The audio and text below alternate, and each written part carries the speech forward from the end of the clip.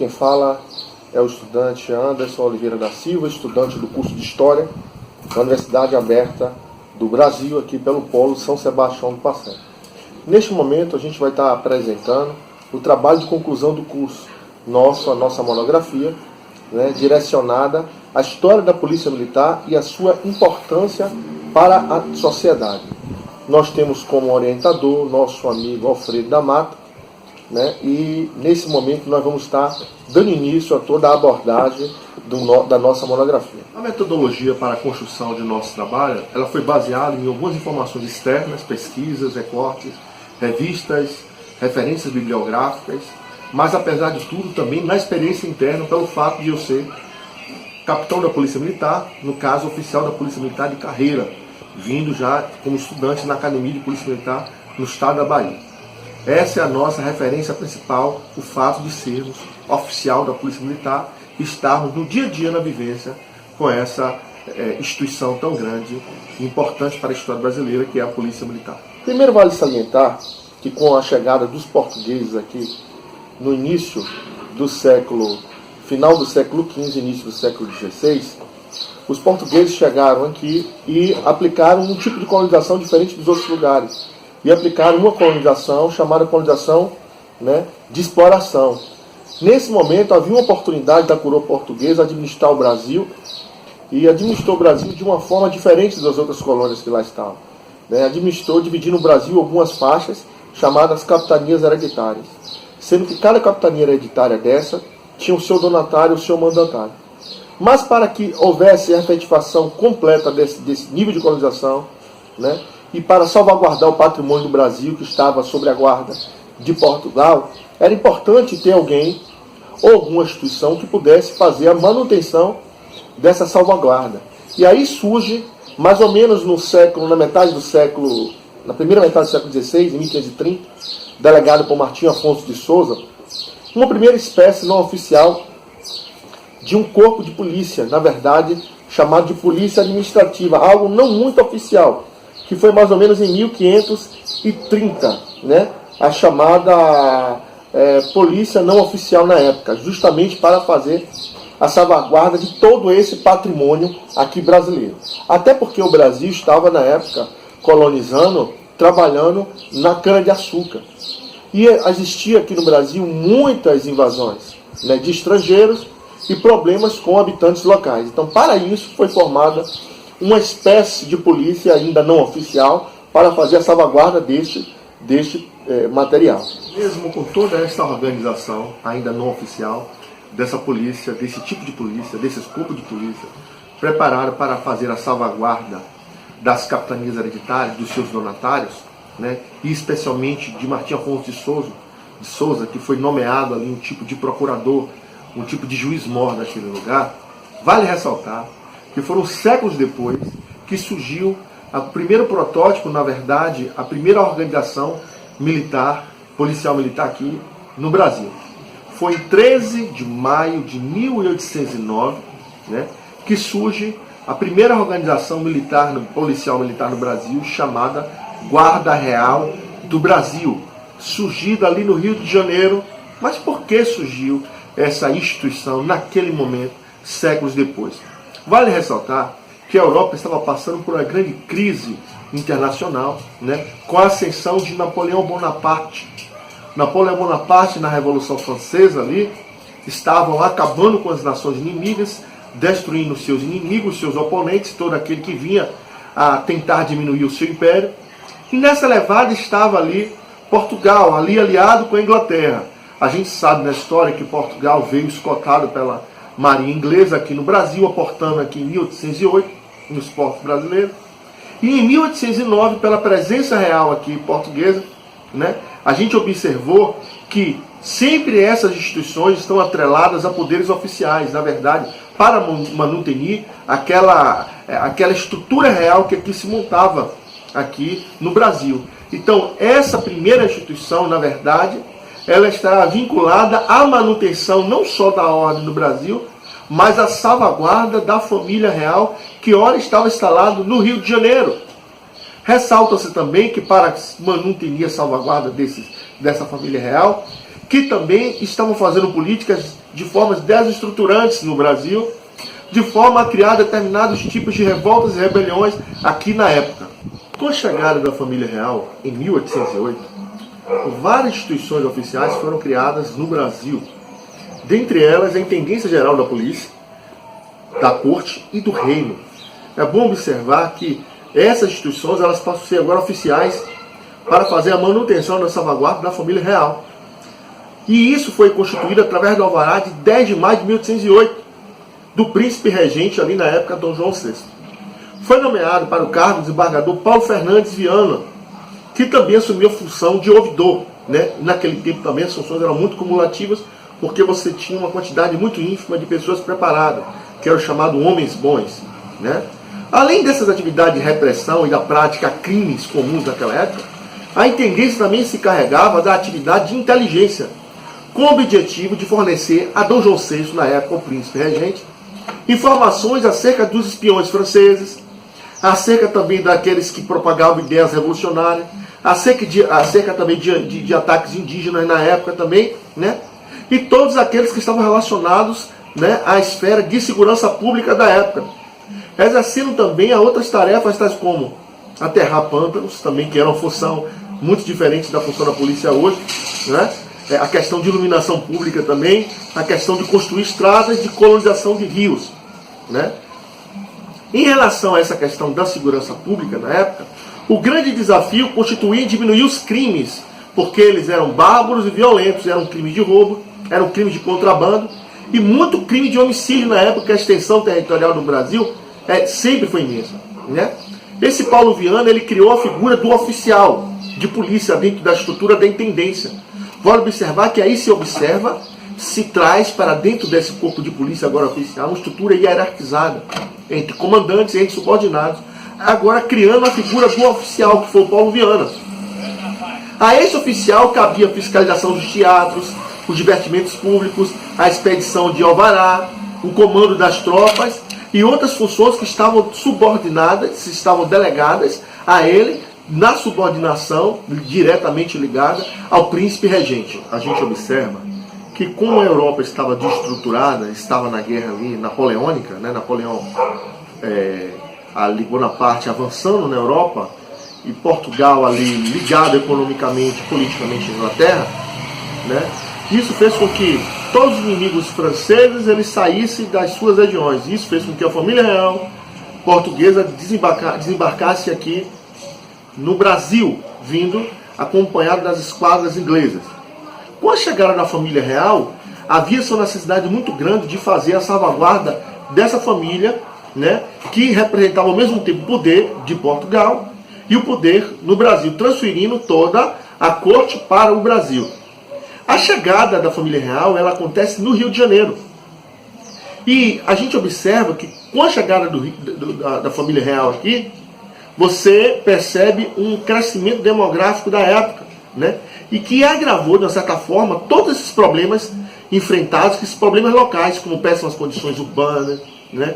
Como problemas de revoltas que tinham na época, problemas sanitários, ausência de regulamento de espaço urbano que todo mundo construía em qualquer lugar, né?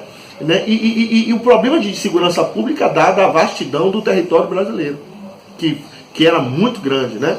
Mas com o Decreto Real de 13 de maio de 1809, né, que foi criado aí essa Guarda Real, um protótipo da Polícia Militar, um embrião da Polícia Militar, chamada Divisão Militar da Guarda Real de Polícia, né, que era uma força policial, na verdade, organizada para prover a segurança, a tranquilidade da corte. Vale ressaltar que a polícia, essa criação dessa estrutura, desse embrião de polícia, ela não estava ligada aos interesses daqueles que moravam no Brasil, daqueles que residiam no Brasil, mas justamente para a manutenção, salvaguarda dessa família real que estava instalado aqui no Brasil e que tinha uma preocupação muito grande, porque ela era responsável por todo o descalabro que acontecia aqui no Brasil, as péssimas condições de estrutura, a violência praticada aqui no Brasil, né, as revoltas que se tinham entre os indígenas, as invasões que se tinham aqui holandesas, francesas, etc. Essa nova estrutura, né, policial que estava se organizando aí no século XIX com a chegada da família real. Né? O que a gente observar? Pronto, toda a estrutura policial ela é extremamente hierarquizada e ela é composta por um nível de comando que naquela época chamado Estado-Maior, que nós vamos dar prosseguimento lá na frente. Né? Nós tínhamos 3 companhias de infantaria, que eram aqueles que estavam à frente de todas as batalhas, as missões mais difíceis, e uma de cavalaria. Ao todo, todas essas estruturas, né, formadas, aglutinadas, anexadas, elas davam aproximadamente cerca de 130 a 150 homens, né, que era a primeira estrutura de guarda real que nós tínhamos aqui no Brasil, que era o primeiro protótipo, o primeiro embrião de polícia militar que tínhamos aqui no Brasil. Mas tivemos um grande problema. Em 25 de abril de 1821, né, Dom João VI retorna a Portugal, trazendo aquele episódio à tona, né, por determinação e posição da corte portuguesa. Só que eles queriam obrigar a levar também o príncipe Dom Pedro I, regente. E isso trouxe um grande problema para a sociedade aqui brasileira, porque queriam a presença do príncipe Dom Pedro I aqui, garantiria a autonomia do Brasil perante Portugal, né? E a ida de Dom Pedro I para Portugal seria um retrocesso muito grande para o nosso Brasil. O que acontece então com toda essa situação? Cria-se uma estrutura de um abaixo-assinado, onde se pediu a permanência desse príncipe regente aqui, né? Só que o que aconteceu? A divisão do exército português queria, né, de qualquer forma levar à força o príncipe Dom Pedro I, o que ocasionou numa polarização muito grande com essa estrutura policial que estava montada aqui no Brasil, que não permitiu que o príncipe fosse, obrigando ao príncipe ficar aqui. Então a gente percebe a importância dessa primeira estrutura policial com a marca, com a impressão digital brasileira, na garantia da ordem brasileira, na garantia da autonomia do Estado brasileiro, né, da soberania do Brasil, principalmente naquela época, né, evitando o máximo toda a estrutura de colonização, né, do agressivo pacto colonial que então existiu. Dom Pedro I aqui, que ficou conhecido como Dia do Fico, aqui no Brasil, Dom Pedro I ele mudou essa estrutura policial. Primeiro ele modificou a nomenclatura, que antigamente se chamava, né, a questão da Guarda Real, e transformou ela em Polícia Imperial de Guarda de Polícia, ou seja, uma polícia voltada aos interesses do Império aqui no Brasil, comandada inicialmente, e que vai ser um grande advento lá na frente, na época pelo recém-tenente-coronel Luiz Alves Lima Silva, que futuramente será nomeado Duque de Caxias e que hoje é o patrono do Exército Brasileiro. Porém, em 1834, quando houve a primeira emenda à Constituição, né, ortogada, ela tratava sobre a autonomia das províncias, né? E se chamava também de autonomias legislativas das províncias. As províncias tinham características cruciais em criar seus poderes legislativos, ressaltando também a importância, né, e a autonomia das províncias em criarem as suas polícias. Daí, né, a própria Jaqueline Muniz, ela fala na referência bibliográfica que nós citamos, na crise da identidade das polícias militares, é que cada polícia ela vai ter uma identificação um pouco diferenciada, né? A gente vai observar que não existe uma homogeneidade nas características policiais militares, cada um com um tipo de história, mas todas ligadas ao interesse, né, da defesa do nosso país. Oséias de Araújo, ele relata no livro Notícias sobre a Polícia Militar da Bahia no século XIX, que a gente referencia ele de forma bibliográfica. A gente observa uma história sobre, né, ele começa a historiar sobre a Polícia Militar no estado da Bahia. O imperador, na época, Dom Pedro I, em 17 de fevereiro de 1825, cria a primeira estrutura policial militar na Bahia, chamado Corpo de Guarda e Polícia, na época comandado pelo Major Manuel Joaquim Pinto Paca, conhecido como o primeiro comandante geral da Polícia Militar no Brasil, da Bahia. Vale ressaltar que essa polícia militar, ela compunha-se de 238 homens, que é uma disparidade muito grande, dado hoje a capacidade de nós temos hoje cerca de 40 mil homens no estado da Bahia. A gente observa que toda aquela estrutura que se foi criada, a Bahia existiam muitos levantes, existiam muitas revoltas, e essa própria polícia militar, ela sufocou diversas revoltas. A gente observa que as estruturas policiais militares montadas aqui no Brasil, né, tinham como interesse exclusivo não só salvaguardar, né, as pessoas que aqui residiam. Na verdade, essa é uma triste notícia. né, o interesse maior da estrutura das polícias militares aqui na Bahia, das instituições militares, era salvaguardar interesses particulares daqueles que detinham o poder, né, e a exclusividade de mandar, a exclusividade de mandatário. E tivemos diversas rebeliões, né, revoltas, revoluções sendo sufocadas na Bahia com essa estrutura que foi montada pelo imperador Dom Pedro I. Hoje a estruturação da polícia ela se dá em torno de 40 mil homens, né? Nós temos, o estudo diz que nós temos hoje o Estado Maior, né, na divisão da polícia, no Estado, primeiro nós temos o comandante-geral, que é o coronel Ancel. Algumas polícias ainda têm a estrutura do Estado Maior. Aqui na Bahia não foi retirada essa questão do estudo do Estado Maior, mas na maioria das cidades brasileiras, dos estados brasileiros, nós temos o Estado Maior, mas aqui você tem um comandante-geral, né? Nos lugares onde o Estado Maior, você tem um corpo de oficiais, todos coronéis, ligados ao assessoramento do comandante-geral, é ele que vai assessorar, é ele que vai fiscalizar as políticas, é ele que vai assegurar a questão jurisdicional, eles que vão atestar também a questão da polícia judiciária dentro da atividade policial militar, a questão correcional, a questão das execuções de planejamento. Então, justamente para manter o comandante-geral na questão do assessoramento. E nós temos aqueles que executam as funções que são chamadas as praças, né? A nossa estrutura hoje está dividida entre coronel, né? O comandante-geral, todo comandante-geral precisa ser um coronel, né? Nós temos um tenente-coronel, nós temos o major, nós temos o tenente, nós temos a figura do subtenente, a figura do sargento, a figura do soldado, né? Então, nós temos uma estrutura hierárquica extremamente polarizada, né? Nós temos o oficial superior, que começa de major, tenente-coronel vai até coronel, o oficial subalterno, que é o capitão, que no caso sou eu, né? Nós temos o oficial subalterno, que é o primeiro-tenente, nós temos os suboficiais, são chamados subtenentes, né? E nós temos as praças, né? Que são divididas em graduações e oficiais são divididos em postos, né?